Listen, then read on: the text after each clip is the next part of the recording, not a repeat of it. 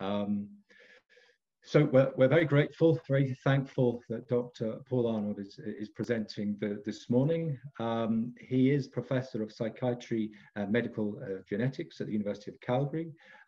He's medical lead of the OCD clinic at the Alberta Children's Hospital, and is also director of the Matheson Centre for Medical Health Research and Education.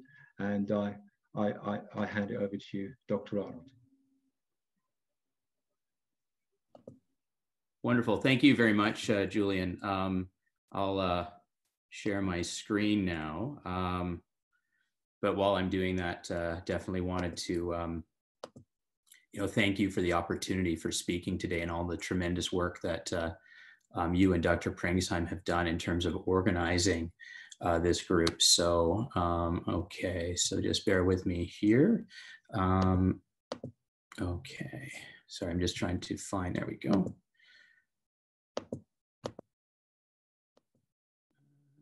Sec.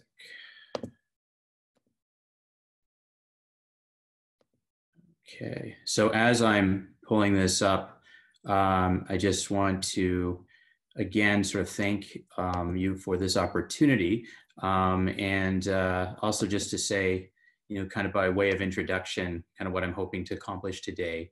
So really, what I'm hoping for is that that we can have a discussion both in terms of conveying some information about OCD itself, and that's got a lot of the pre-test questions kind of relate to that, but also just giving you kind of a flavor of how you yourself would actually give that information to a family. So that's sort of what I'm hoping to accomplish today. And one second here. And again, I think this is also going to set the stage for, so for a, here we go.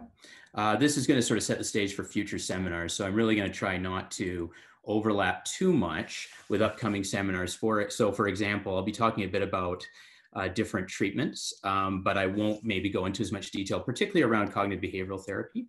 I'll give sort of a brief overview, but I know future seminars, for example, from my colleague, Dr. Sept, will be covering that in more detail. So anyway, without further ado, first of all, please, if somebody could, let me know if you're having any difficulty at all seeing the slides, etc., or hearing me. Please let me know as we go along. So first of all, this is just my kind of this is my disclosures in terms of funding, et cetera, mostly research funding for various research initiatives that I've involved in. Not really, I don't see any direct conflict of interest with the what I'm going to be talking about today. So first of all, I think it's good to kind of start with first principles, and we often don't do that. And to sort of take a step back and say, why is all of this important? Why are we doing this in the first place? I think there's a few reasons for psychoeducation and its value in our work with families and with children and youth. So first of all, it's engagement. I mean, I think having that conversation as opposed to just saying, here's the treatment, please go ahead and do it. I think it's extremely important for us to have that engagement, and psychoeducation can certainly accomplish that. Secondly, conveying realistic expectations, but also providing hope. So we don't want to give any sort of false expectation that there's an easy magic cure for complex conditions like OCD or Tourette's. But, I think in many cases, the prognosis, the outcome is really quite hopeful, and families may be very discouraged at the time that we see them. And I think providing that hope is really important. And then finally, it's really a core component of treatment, particularly cognitive behavioral therapy. So you're actually beginning the treatment with the psychoeducation. So that's, again, a reason for its importance. So my objectives today are to, first of all, that you gain knowledge regarding the diagnostic criteria for OCD and to be able to describe typical symptoms and course. Secondly, to appreciate that OCD is a brain-based and highly heritable disorder. I think that's important from a psychoeducational perspective because, as I'll comment on, I think that helps destigmatize and demystify the disorder as well. And then thirdly, as I mentioned, kind of an overview of treatment options, including therapy, exposure and response prevention being the core first-line treatment for OCD, and medications. Again, I won't go into a lot of depth of either of those, but just to give a basic grounding in them, and so that you convey this to families and to children and adolescents. And again, I wanted to I think the overarching objective of this, though, is that you will, in addition to having this sort of knowledge, and many of you already have this, is sort of having a discussion and some comments from my experience, and how we actually convey this to families. So what are the big questions? These are both the big questions about OCD, but also the things that people typically ask us. So first of all, what is it? So we need to have an understanding of diagnosis, typical symptoms. How common is it? What's the epidemiology of OCD, basic prevalence, things like that? What causes it? Etiology and pathogenesis. Does OCD get better? Course, prognosis. And how is it treated? And I'll end, by the way, with some suggested resources at the end, so that if we don't fully answer all those, if we can't, as many of us in a busy clinical setting, especially in that first assessment, where we're really trying to get as much information and get a full understanding of the family, we can also have resources that we can point them towards, including, I think, that increasingly will be the Tourette OCD Alberta network itself going forward. So I'll talk about that at the end. So these are the kinds of questions that you may get asked, and I'm hoping that you're able to answer at the end of this talk. So first of all, what is it? Now, this will be familiar to many of you, so I won't dwell on all of the details, but this is an abbreviated version of the DSM-5 criteria for OCD, which is, as you know, the DSM-5 is kind of our Bible, so to speak, for diagnosing all sorts of psychiatric disorders, including OCD. And the real key points is that one can have either obsessions or compulsions, and that those obsessions are recurrent, intrusive thoughts, urges, or images that are experienced as intrusive and unwanted, and that cause marked anxiety or distress. Person does tend to ignore or suppress them or neutralize them, and you can see the other criteria for obsessions there. Now, I think one image that we often like to use with families is to describe these as sticky thoughts. We find that with kids in particular, that they find that actually quite helpful. It's a good description of that intrusiveness, that recurrence, and persistence. Compulsions, on the other hand, are defined as repetitive behaviors. So repetitive hand washing being a classic one, but also things like ordering, checking, et cetera. But they can also be mental acts, and often patients can find these very difficult to describe. So things like counting or praying in one's mind, or repeating words silently. And the person may feel driven to perform a compulsion in response to an obsession. But again, really important to help families understand this, that's not always the case. There doesn't always have to be a clear thought behind it. It could be just a kind of things have to be just right or just so, and therefore they have to perform a certain behavior, or it could be due to some rules that must be applied rigidly. And again, they're typically aimed at preventing, reducing distress. With regards to the other criteria for OCD, and again, this is really important, in order to be a diagnosis of obsessive compulsive disorder, one has to have marked distress, the symptoms have to be time consuming, or they significantly interfere with that person's normal routine, their functioning, or their usual social activities or relationships. And then finally, that we as clinicians sort of have to differentiate between other disorders. Really kind of classic OCD is often really clear when it happens, but sometimes there are some blurred lines with, for example, things like eating disorders is the example that's provided in the DSM-5. And they're not due to other things. It's unusual for them to be due to other conditions. We'll talk about the special case of potential infection-induced OCD, the sort of hypothesis around that a little bit later. But typically, they're not due to the direct physiological effects of a substance or a general medical condition. If they seem to be, then you don't get the diagnosis of OCD. The piece about these symptoms having to cross that threshold to distress, taking up a great deal of time, or being functionally impairing, or all three of those, is a really important one, a good one distinction to make for families. And I think, again, it helps destigmatize and normalize things. So the image I like to think about is that clinical OCD is at the tip of an iceberg. And in some research that we've done, we've demonstrated that, and other groups have too, that there does seem to be a normal continuum of variation in obsessive compulsive symptoms. So all of us at some time or another, or certainly the majority of us, according to many studies, have at some point or another experienced what would be considered an obsession, an intrusive thought that is difficult to shake off, but then we go on with our day, and where it doesn't cause impairment, doesn't cause a great deal of distress. That's very common. all of us, many of us may have a tendency towards certain behavioral routines or rituals. Again, if it doesn't get in the way, if it doesn't cause distress, it's not OCD. So OCD is that sort of clinical tip of the iceberg where it crosses that line. And that can also be helpful for families, again, with that, and children and adolescents, to sort of the sense that they're not alone. They sort of are just kind of at the unfortunate situation of being at that upper end of the iceberg and being impacted by their symptoms. But many people have similar experiences.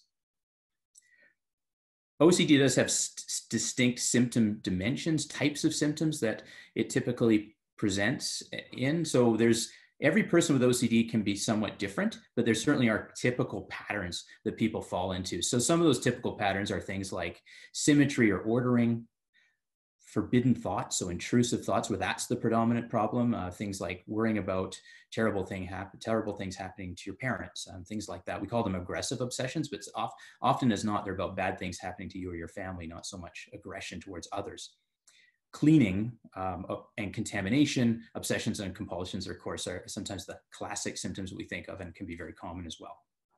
Again, this is helpful because many people will sort of think about only one, typically the cleaning and contamination obsessions and compulsions, as being the only type of OCD. And it's important to help them understand that it can come in many different flavors, different types of symptoms.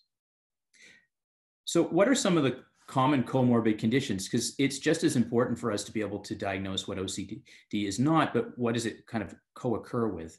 And many of the families we see will also have ADHD, rates of comorbidity. So that figure, sorry, just to step back for a second, that figure of the rates of comorbidity are overall. So 50 to 75%. Frankly, I think, well, maybe I'm biased because we're in a subspecialized clinic where we would expect higher rates of comorbidity, but I think the upper end of that range of sort of 75% of people having something else is pretty typical of what we see. So the rates of comorbidity are high. And what are those comorbid disorders? They tend to be ADHD, anxiety disorders such as generalized anxiety disorder or separation anxiety disorder. Tic disorders, again, part of the reason we're together as a network, Tourette's and OCD, is there's a huge overlap between OCD and Tourette's disorder. And that is more common in people who have early onset OCD, or if in males in particular, tic disorders are very common. Mood disorders, especially as we get into adolescence and early adulthood or emerging adults, we see that emergence of depression can become a big problem with individuals with OCD, high comorbidity there. And then finally, oppositional defiant disorder. Sometimes it's really driven by the OCD, and sometimes it can be independent of that sort of irritability, especially, that can be very common in individuals with OCD. Sometimes actually getting worse than that, becoming more in the realm of rage, and can cause huge problems. There's also a category of obsessive compulsive related disorders. So these are disorders that are linked to OCD, are actually put in the same category in the DSM-5, but are nonetheless distinct. OCD is certainly the most common in this group of disorders, but there's also hoarding disorder, a little bit difficult to diagnose in kids and maybe a little less common, but it certainly does occur. Hair pulling disorder, also known as trichotillomania, body dysmorphic disorder, and skin picking or excoriation disorder. I won't go into detail about these, but they are less common disorders, but if they occur, they often are co-occurring with OCD. So that's sort of a sense of the diagnosis, or what are the typical symptoms of OCD. So the second question that you will get asked a lot about is, how common is OCD in children? And even if you're not asked, it's helpful to convey this information to families, largely because it in fact is very common. So the lifetime prevalence of OCD is 1 to 2%. And an image I like to, or a sort of a question I like to ask kids, I should say, is I'll ask children in the clinic, how many children are in your school? And if they come back, there's 300 kids in a school kind of thing, I can sort of then paint a picture and say, okay, if there's 300 kids in your school with a 1 to 2 lifetime, with 1 or 2 out of every 100 kids having OCD, that means there's 5 or 6 other, it could be up to 5 or 6 other kids in your school who have this.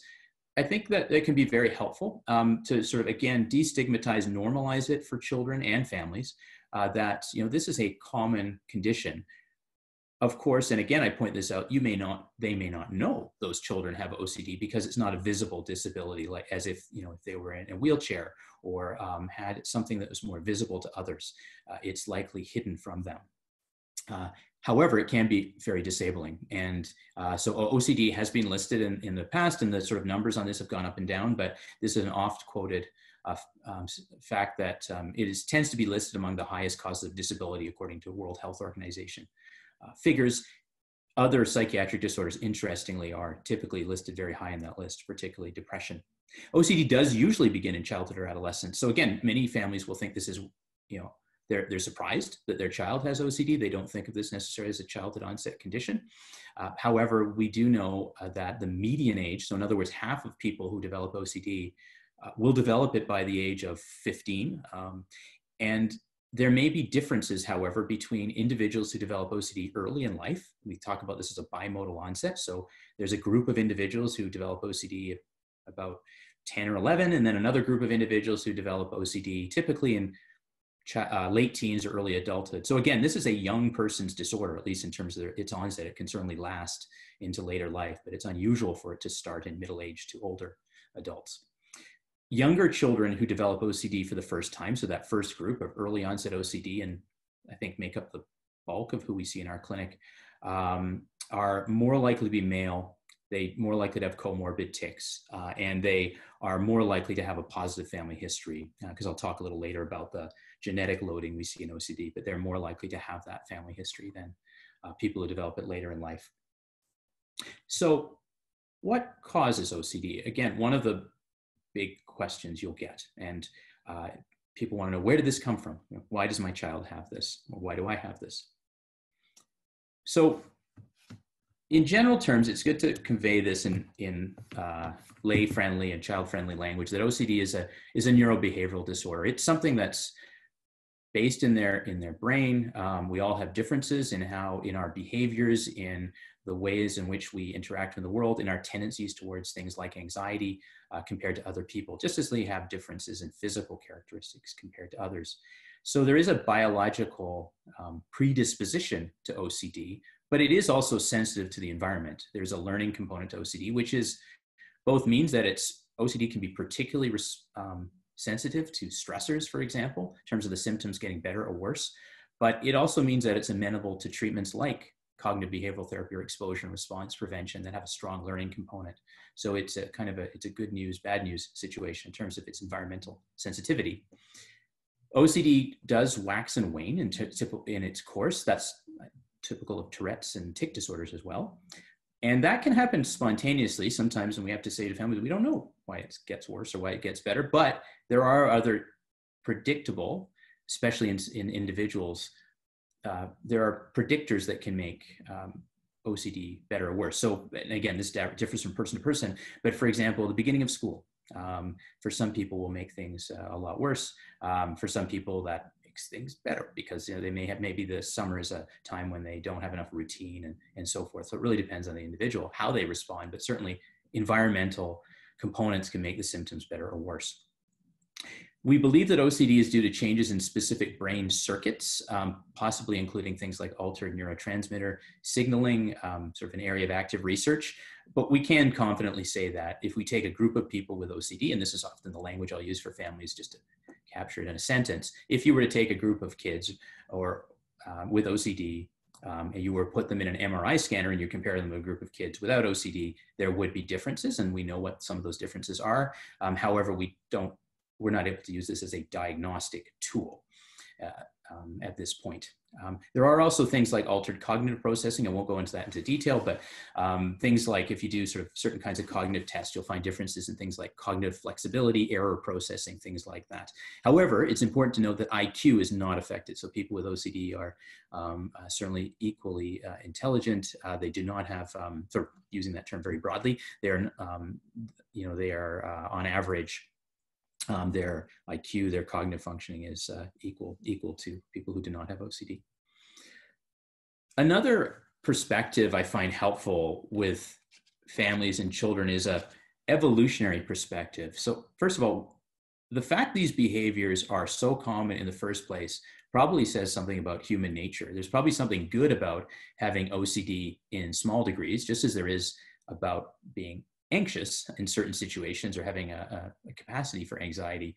It has a survival value. So OCD isn't about weird thoughts or habits. And some people some kids and some occasionally I've heard clinicians describe it this way, that, you know, these are kind of weird thoughts, or their habits are unusual. And in fact, they're, in a sense, they're not. A lot of OCD symptoms make a lot of sense in the right context. And actually, right now, I think we can talk about one that's really important. So I've had some families have sort of said this in a kind of, you know, slightly facetious way and said, you know, my child was like ready for COVID-19. They were, you know, the level of hand washing that we're seeing now that we expect is, and in fact is consistent with public health guidelines. A few years ago, if our child was washing their hands that often, we might have been concerned that they, you know, that it looks a little bit out of the norm, and it might suggest that there are a tendency towards OCD. Whereas, you know, now we accept that this is in this context of a pandemic, these behaviors are of value. So that's just one example, but we think that most OCD thought patterns and behaviors are actually to smaller degrees important for survival. The problem is that it's difficult to stop them, and they're clearly excessive to the context. So again, circling back to that hand washing example, even in the context of COVID-19, washing your hands to the point where your hands are red, raw, and chapped, which is not unusual for moderate to severe OCD, is a problem, no matter what the context. Another image that's consistent with that evolutionary perspective is that anxiety and OCD are like a false alarm that's difficult to shut off. So I sort of talk to kids about, you know, there are parts of your, you know, brain that actually function to tell us when there's danger in the environment. That's part of what our brain does. And the problem with OCD is that it can be a false alarm. So we can get concerned or worried about things when we shouldn't be. And also when that happens, it's really difficult to shut that off. And I think all of this sort of helps destigmatize the disorder, make sense of it, and that from a psychoeducational perspective can be very helpful. What are some of the causes and mechanisms of OCD? So again, I won't delve into this in a lot of detail. So one of the basic causes of OCD that we think is that there's a strong genetic component. So the immediate family members of children with OCD have a significantly increased risk of having the disorder themselves. We know that this isn't just because of shared environment, based on things like twin studies, for example. And there is an active area of research in which something which I'm very involved in, which is trying to find actual genes that are perhaps putting people at risk for OCD. But the most important thing to convey to families is that there can be a family history, and sometimes the family in front of you, of course, will have a strong family history of OCD. So that's helpful for them to know that it can run in families. Not always. There's not always a clear family history, but it certainly can. We think that OCD is due to changes in specific brain circuits, and I kind of, again, sort of alluded to that earlier, and that altered cognitive processing. So again, I think I talked about some of this already. It's a little bit of a repeat, but here's some of the brain structures that we think are central to OCD. These are aspects of our brain functioning going all the way from the prefrontal cortex to a little deeper into the brain, to areas of the brain such as what we call the striatum, which has components such as the putamen and caudate, and then the thalamus, which is a kind of sensory processing part of the brain, region of the brain.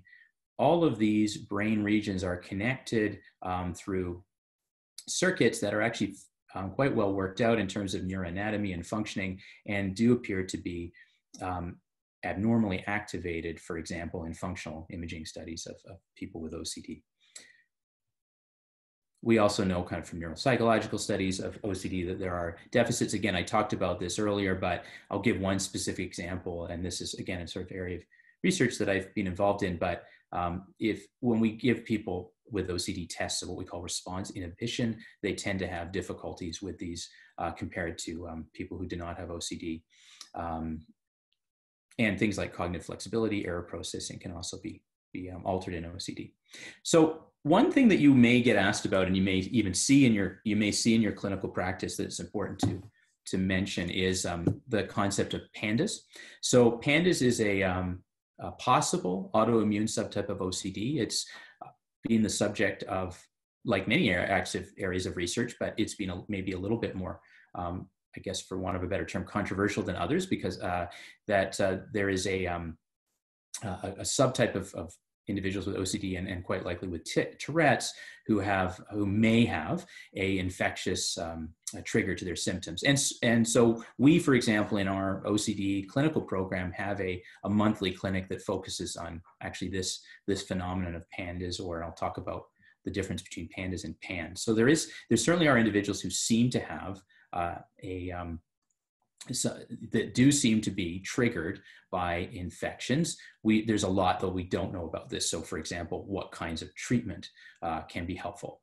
And there is actually a consensus, and has been for some years now, that, and quotes, epidemiologic evidence and expert clinical experience support the belief that a small subset of children with OCD and Tourette's have onsets and clinical exacerbations caused by group A beta-lytic strep bacteria. That's a particular kind of strep, the one that typically causes things like strep throat. And basal ganglia, that should say basal ganglia inflammation. There is, and we think of Pandas as kind of being an overlapping syndrome that cuts across OCD. Again, a small set of people with OCD, OCD with comorbid tics and tic disorders themselves, kind of that's captured in that image. There is a broader phenomenon that known as PANS, which is pediatric acute neuropsychiatric syndrome. And that's this idea that there may be a broader group of individuals who do have a particularly abrupt onset of their symptoms. So one of the characteristics of this concept of Pandas is the symptoms occur really suddenly. So, literally children will wake up, different than they were the day before in terms of having relatively severe OCD and associated symptoms. So here's the criteria for PANS. Again, this is not in the DSM-5. This is an area of research, but there's a number of international groups looking at this. And we also are we do pay attention to that in our clinical program and try and tease out whether we think that infections play a role in the worsening or onset of OCD symptoms in a particular individual case. In many cases, we end up using the same types of treatments we do for OCD. So shifting though from going back to sort of OCD more generally, one of the other big questions that you'll get asked a lot is, does OCD get better? Which is really getting at, what's the course of OCD and what's the outlook? Is my child going to grow out of this, or are they going to get better? And, the answer is a little nuanced, but the general response is that that you can give as a kind of hopeful message is that the glass is a little more than half full in this case. When I say a hopeful message, you can sort of, in that, we know from long-term outcome studies of pediatric OCD, the length of these studies has usually been around the order of about 5 years, but there are some studies up to 9 to 10 years in duration, that the rate of remission of OCD, so in other words, individuals who just don't have OCD at all, is about 40%. And if you take the other 60%, a number of individuals they'll have kind of subclinical, just below the level of clinically significant OCD. They're recovered and not remitted, is the sort of term we would use for that. So they've got a lot better, in other words. There are some things we know about what predicts who will get better, who gets worse. So if you see somebody in the clinic for the first time and their OCD has lasted a long time, or it's been severe enough that they've had to be an inpatient, on average, they tend to have more persistent OCD over time. That's just a reflection of their severity at baseline.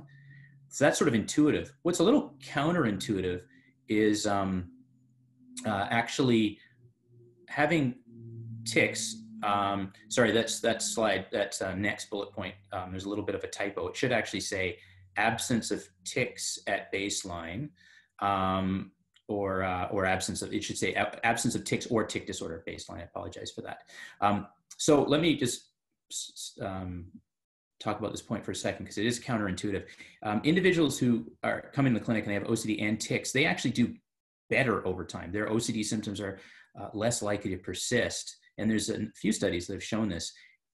And the way in which I think about this is that people with OCD and comorbid tics kind of follow the same course as individuals with Tourette's. And there's even more literature suggesting that tic disorders, on average, get better when people become adults. Basically they're at their worst in sort of late childhood, early teens, and then they kind of, certainly there'll be individuals who persist, but the majority of individuals, their tics will get better over time as they get into adulthood. And we think that if you have OCD and tics, it's because that there's same sort of underlying etiology to both. It's a neurodevelopmental condition that will get better over time. So that's sort of that's our explanation. We don't really know for sure, but that's the likely explanation.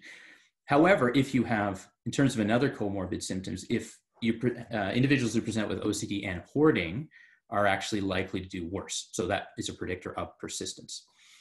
Early age of onset is a predictor of persistence, although again, this is within groups of people who already have, childhood or adolescent onset. But if it's even earlier, we think it may persist over time, be more likely to persist over time, I should say.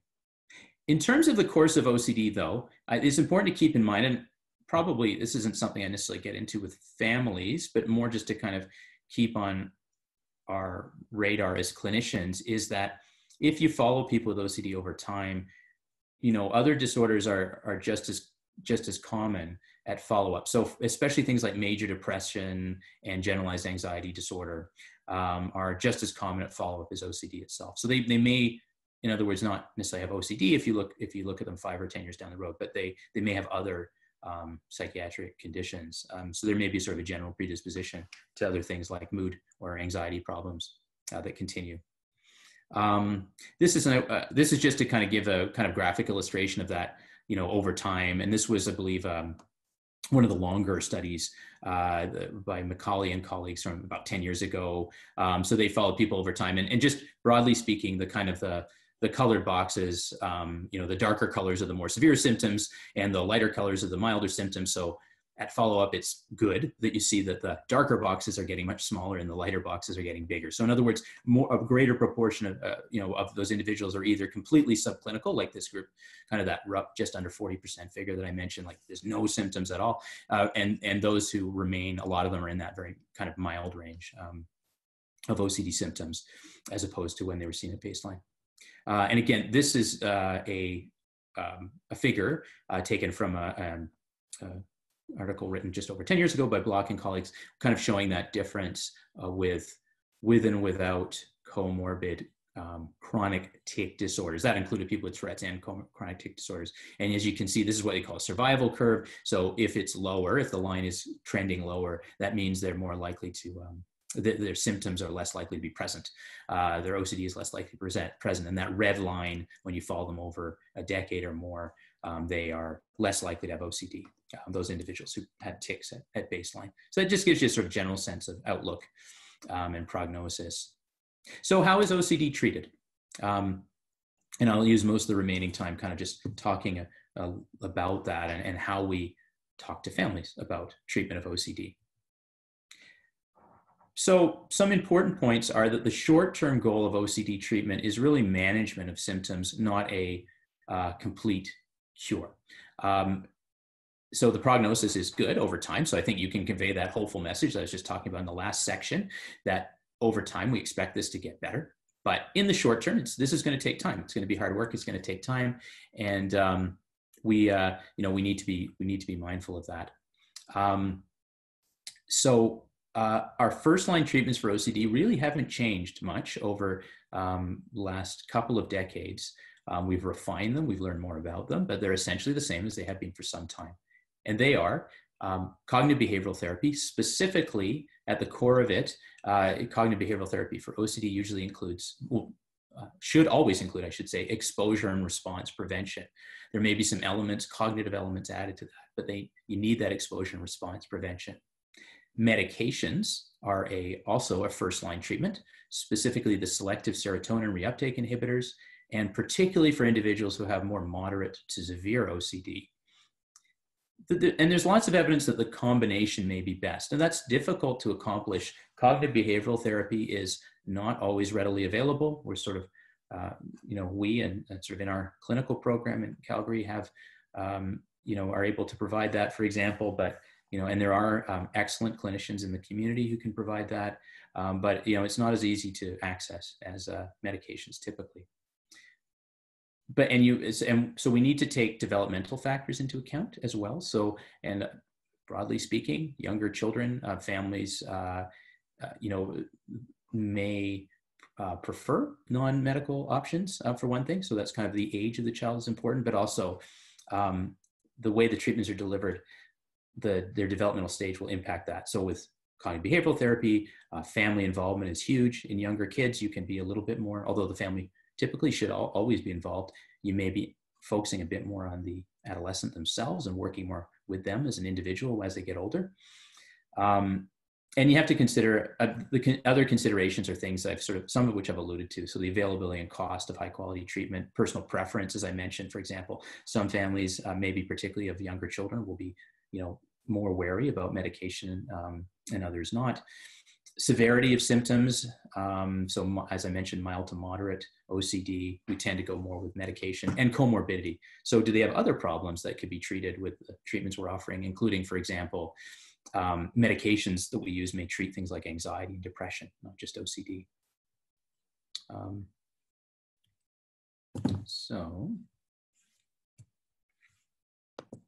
Sorry, there we go. My slides seem to freeze there for a second, but now we're on to the next one. So first line treatment for OCD, cognitive behavioral therapy. I won't talk in this a lot of detail because, again, there will be another webinar from my colleague, Dr. Sept, that'll go into more detail about this. But just to say, it is the first line treatment for mild to moderate OCD, supported by multiple randomized controlled trials and practice parameters. Ideally, it should be manualized. So there's kind of a course of treatment that following some manual, and there's some really good ones out there. It can be individual, or in some contexts, it can be group-based. We offer both options at our clinic. And family involvement is key. So you really want your parents as an ally in treatment. And also you need them involved to reduce what we call accommodation. So accommodation is that phenomenon where families certainly don't cause OCD by any means, but sometimes they can basically contribute to that avoidance that individuals with OCD might have. So for example, for an child with OCD who has a lot of cleaning contamination issues, if parents are engaging in excessive cleaning, doing the laundry, several times a day, things like that, that's what we call accommodation. And that over the long term does not help with OCD. So we often need to work with families around that. And again, that core component of CBT is exposure and response prevention.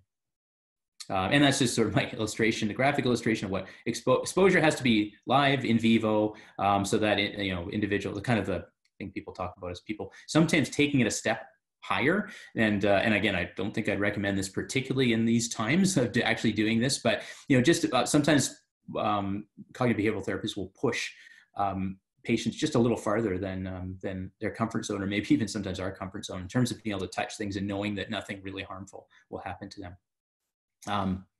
So I'm not going to get into sort of the nitty gritty of pharmacotherapy for OCD. I know there'll be some physicians on this webinar. Many of you are not, but I'll just give a broad overview. So again, for moderate to severe OCD, medication is indicated, ideally in combination with cognitive behavioral therapy. Serotonin reuptake inhibitors. So these include what we call the selective serotonin reuptake inhibitors, and there's a list on the bottom. So things like sertraline or fluvoxamine, fluoxetine, paroxetine, citalopram, etc. There's also a medication called clomipramine, which we use very rarely now in psychiatry outside of OCD, but can be very effective in OCD. And we typically use as a second line, just because it tends to have more side effects than the selective serotonin reuptake inhibitors. So these are the first line medications from OCD, should be used according to guidelines from reputable organizations such as the American Academy of Child and Adolescent Psychiatry to monitor response, tolerability, and safety. And we do have, and you can tell if you're talking to families about medication, you can certainly reassure them that we have good controlled clinical data in children and adolescents as low as age 6 to 8. And the studies have generally been positive. Doesn't mean everybody gets better, but they're certainly effective compared to placebo in these multiple randomized controlled trials. Key points, though, in terms of the treatment with medications, we need to keep people on these medications long enough. So an adequate trial of medication is actually in the order of 10 to 12 weeks. Response rates are about 50%, so about half will get better. And by better, classically, this is we can use rating scales like the Children's Yale-Brown Obsessive Compulsive Scale, and we'll see about a 50% reduction in severity based on such scales. but remission rates are about 24%. So, and that's based on studies such as the pediatric OCD treatment study, a kind of classic study that was done some years ago. So we should really be talking again about this management, not cure phenomenon, that, you know, the likely outcome is response rather than remission in the short term. We do know, again, from these, there's lots of evidence, and I won't go into the details sort of down at the bottom of the slide, that these medications are effective. We don't know as much about how well they work over a course of greater than a year. We do know that some individuals, kids, need to be on them a longer term, and sometimes they will continue to get even better when they're on them longer. But typically we think of these, and I don't think this is a point I have on the slide, but we do talk about these being medications that we keep individuals on for about 1 year after a positive response. And after that, we consider tapering them or reducing them, in other words, the dosage, or perhaps even discontinuing them, depending on how they're doing. And I won't dwell on this. This is just some of the, again, the evidence from things like meta-analyses that these are effective. So these are looking across multiple studies, looking at the collective evidence, again, very strongly in favor of using SSRIs, that they can be helpful. I mentioned briefly this pediatric OCD treatment study. It's maybe, you know, it may be helpful just to be able to tell families that, and for you to know that there have been good treatment studies. We still haven't done much better than this, even though this is now years ago, that we had the pediatric OCD treatment study was a multi-site study, relatively small for these kinds of multi-site trials, 112 pediatric OCD patients, but it was well designed and rigorous. And they compared people with medication, in this case, sertraline, cognitive behavioral therapy plus sertraline, or placebo for 12 weeks. They had a manualized approach, including psychoeducation, for the treatment, the cognitive behavioral therapy. And they found that the response, that all the treatments were better than placebo, but the combination was basically best. And then if you looked at sertraline, it was equal to CBT. This is in terms of response. So do they get better? Yes, they get better with treatment. Combination is best. Medication and CBT about equal. Placebo, not good. But with regards to remission, clearly combination treatment is better. So if they're going to get, and that's again a helpful message for families, that at some point the cognitive behavioral therapy will be really important, even if it's difficult to access in the short run. It's really important to see if we can access that over time for them, in order for them to get that into that remission stage. And this is a graphic illustration of that. You see that combination treatment sort of in the bar on the left being higher than the cognitive behavioral therapy, which is in turn higher than sertraline, which is still helpful, but in terms of remission, the rates are getting pretty low. And then placebo, obviously very low response here. I won't go into a lot of detail, partly in the interest of time, but also just maybe more detail than you need for this particular seminar. We do know there are some predictors and moderators of outcome, one of which is, for example, that it looks like the medications we use for OCD may not be so great for people who have comorbid tic disorders, which can be more challenging to treat with medication. But they seem to respond equally well to cognitive behavioral therapy. We know that things like, if predictors of improvement across treatment conditions are things like, many of them are very intuitive. So if you're less severe, you're likely to do better over time, et cetera. One interesting, though, thing, and I think this needs to be replicated, and we don't really know why this is, but it seemed like if you had a strong family history of OCD, you were less likely to respond to CBT alone. And we don't really know why that is, but it's something that I think may be useful to know. So I wanted to kind of, the end, tie things together and talk about, since this is a session about psychoeducation, not just about knowing yourself, some of the basics of OCD, but also how do I convey that to families and children and adolescents? How do we present the treatment plan? What are some of the kind of key bullet points we need to think about in that maybe short time we have to provide psychoeducation to families? So again, going back to first principles, we need to think about, well, so why are we talking to families about OCD in the first place? Why can't we just say, you have OCD, here's the treatment, good luck. And the reasons are, I think, again, those first principles. We need to engage with them. We need to set expectations while at the same time conveying hope setting realistic expectations while conveying hope. And we need them to buy into the treatment plan in order for it to be successful.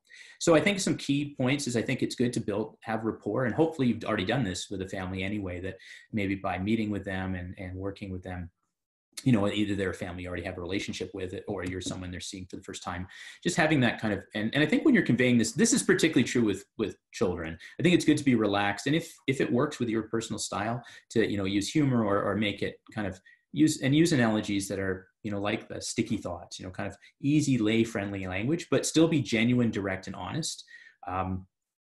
Talk about building skills to battle the OCD. What we're going to be doing is we're going to be helping you build some skills. That's particularly important for CBT. One thing I don't point out there is how do I explain the medication in that context? Typically, I'll tell people that it's another tool in our toolbox, and in order for them to be able to benefit from the skill building, some kids need medication. And, you know, if they do, then I explain that you will likely benefit from medication to just help make the other treatment work better. And it can also be helpful for OCD on its own. This image of them being part of a team, so you as a treatment provider, the family themselves, the patient, you're all working together, is a good thing to convey. And then it's good to normalize and externalize OCD. For younger children in particular, they may want to give it a name that makes sense to them. Call it, you know, some germy if they have contamination. OCD is one that we've heard from kids, so that sort of thing. And that's a component of therapy, is sort of as a narrative component, where this idea of externalizing the symptoms is important and can be helpful. So how do we present the treatment plan? Again, some of this is review, but this is kind of the sequence in which we would go in our clinic. So first of all, we would confirm the diagnosis. We would provide answers to most common questions. So it's common, you're not alone. It's a brain-based disorder that can run in families, but can also be sensitive to the environment. It gets better over time, but the short-term goal is management, not cure.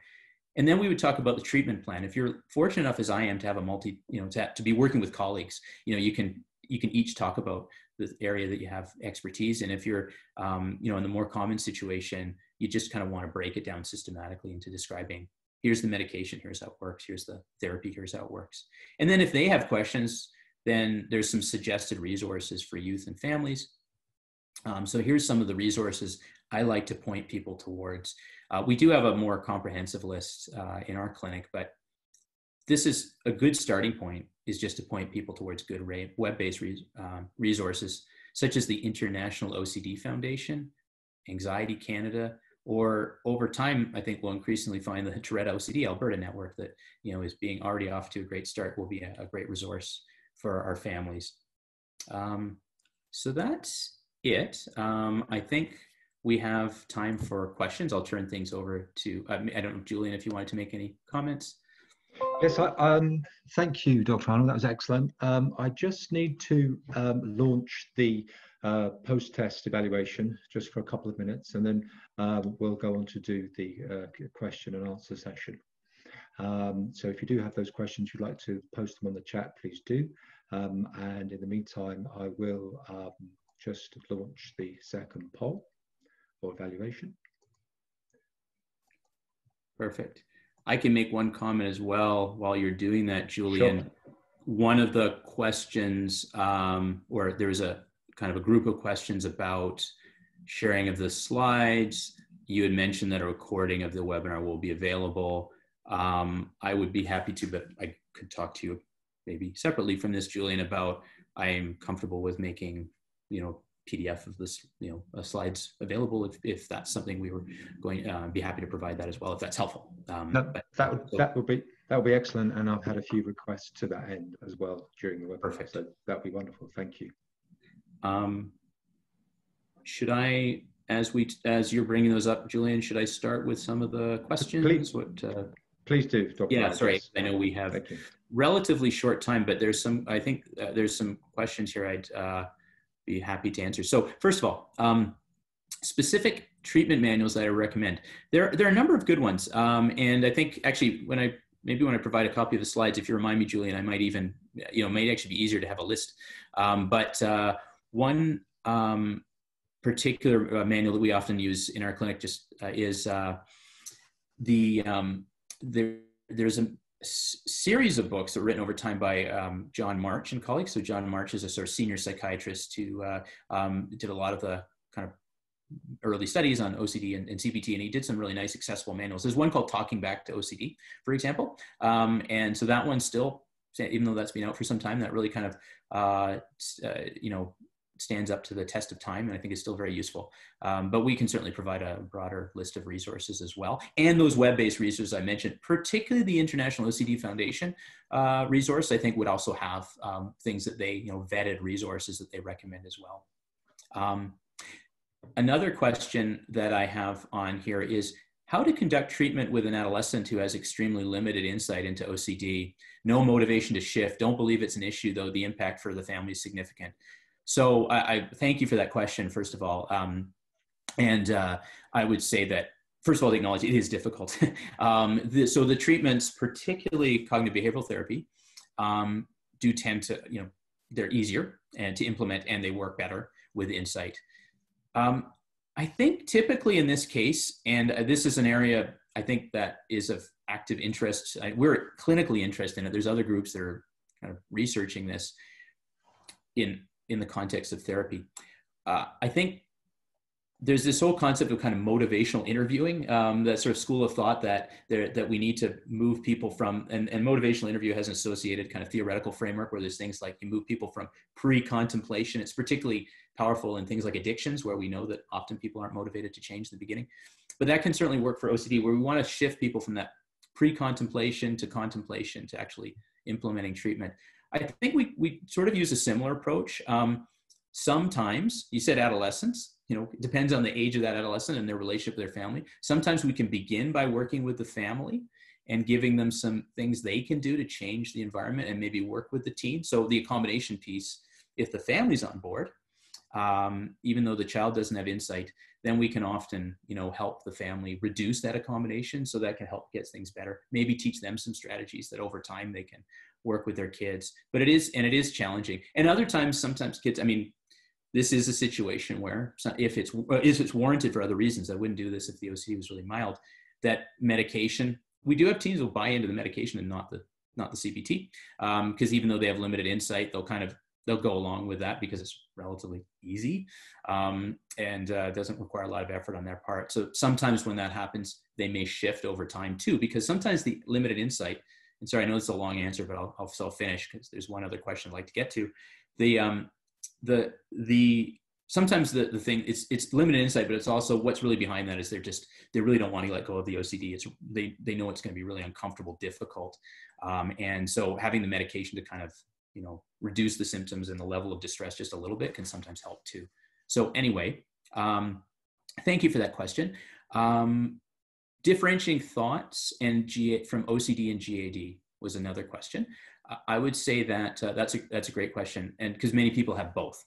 And the quick answer is that I think it's still useful to make that distinction that GAD tends to be around kind of everyday worries, like things like, worrying about school, tends to be a little more diffuse about everyday worries, school, family, things like that. Whereas OCD, although as I mentioned earlier, the thoughts aren't necessarily weird, they make some sense, but they do follow on very prescribed themes, and they're often not about sort of everyday things that most people maybe worry about to the same degree, like symmetry, ordering, contamination. Again, maybe that's more of an everyday worry right now, but in most contexts, it's not. So that kind of distinction between everyday worries and the kind of themes that we get with OCD is one thing. Another is just the nature of them. I think people with OCD, it does in most cases feel a little more intrusive and kind of alien to themselves, the thoughts, than the worries that we get with GAD. So that's sort of how I'd address that briefly. And other times, but it can be difficult to tease apart. Getting young children to buy in is another question. And interesting, we talked about adolescence. How do we get young children to buy into doing the skills and the work? What's a specific dialogue you'd use with the children? For example, a 10-year-old and parents. So that's a great question. In this case, yeah, it's really helpful to use that kind of that lay-friendly but child-friendly language around sticky thoughts. I think that can be helpful. In this situation, to be honest, sometimes you really are working a lot with the parents. So the parents to kind of, and here's where things like implementing a reward system can be very helpful. So the child is, maybe not going on along with it at the beginning, but there's a sort of reward system that if you achieve this goal in terms of battling your OCD symptoms, you'll get a reward that works for the family. For example, that can be really helpful. And then because it looks like we have just a minute or so left, very quickly, there's a question about the interconnection about trauma and OCD. That's a great question. So the quick answer is yes, there can be a connection between trauma and OCD. It's not the typical, so we don't expect in the majority of individuals with OCD there's a traumatic event that precipitated it, but certainly we do have individuals we'll see clinically who have experienced experienced a traumatic event and will then experience OCD symptoms. Sometimes they seem linked. The symptoms themselves seem linked. People have commented, for example, in the literature about people feel dirty with, having experienced sexual trauma, for example, sexual abuse, and they'll engage in a lot of contamination cleaning, but sometimes they're not at all linked, but they just develop OCD in response to a traumatic event. Likely these are individuals who are predisposed to OCD, and that's when they happen to develop it. But you do in these cases have to make sure you're addressing, the trauma and making sure that's part of the treatment plan as well as the OCD. I think would be safe to say, maybe involving professionalized expertise and experience with dealing with individuals with trauma. It's typically how we've worked.